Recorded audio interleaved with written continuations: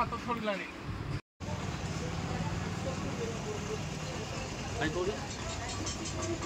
प्रचंड ग्रीष्म प्रभाव में सारा राज्यर जनजीवन अस्तव्यस्त गाँठू सहर सबुठी एका कथा एते मात्रा रे खरा होउछि जे संभाळिबा होई जाउछि काठिकर पाठ निर्घात खरारे मनीष मानक ठारो आरंभ करी पशु पक्षी और बड़ जंगल डाकुछंती त्राही त्राही सेहीपरि कଳାहिरार सहर तालचेरे नाही नथिबा खरा सांगकु असह्य गुळुगुळी अस्तव्यस्त करुछि तालचेरवासी को सूर्यंकर प्रचंड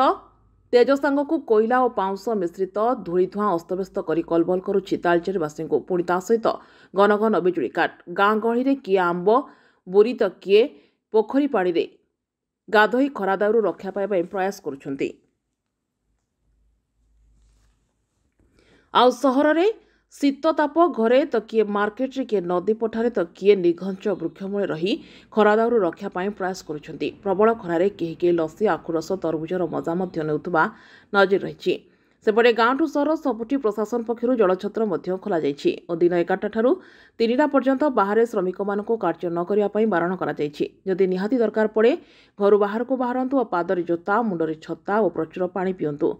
और पानी साथी रे नहीं जातु बोली आम IYA न्यूज अनुष्ठान पक्षर सतर्कता कराउछु। देखो तालचेर सर्वाधिक खरा 42 डिग्री पाखापाखि रोचे खरा प्रत्येक दिन ये खरार मुख्य कारण हूँ जी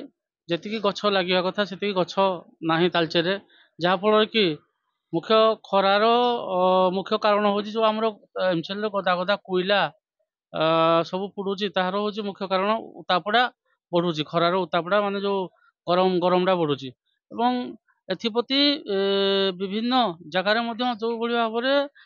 प्रशासन तरफ जलछत्र रहा कथा ताहा ठीक से रही पारिनी एवं आवश्यक आउ टे जलछत्र रहा मु आपण चैनल माध्यम जिला प्रशासन और उपखंड प्रशासन को अनुरोध करुच्ची सहित समस्त व्यक्ति मान अनुरोध करुच्ची जो मैंने खरारे 11टा 3टा मध्य खरारे बाहर देखो 12टा पाखापाखि समय है पूरा प्रायतः 42 ରୁ 45 सेल्सियस अच्छी अत्यंत गरम अत्यंत खरा प्रबल खरा अत्यंत खरा जो ये जनजीवन अस्तव्यस्त हो रही तेणुक मोर समस्त अनुरोध अत्यंत गुरुत्वपूर्ण काम न हो जरूरी न हो घर बाहर ना जी बाहर तार प्रिकसन नियंतु उदा गामछा मुंडर दिंतु एवं कला चश्मा पिंधतु जोता पिंधतु एवं पानी बोतल ना दही पानी सांगर धरी जातु सफिसीयंट पानी पिंतु ना सफिसीयंट एवं ये दही पिंतु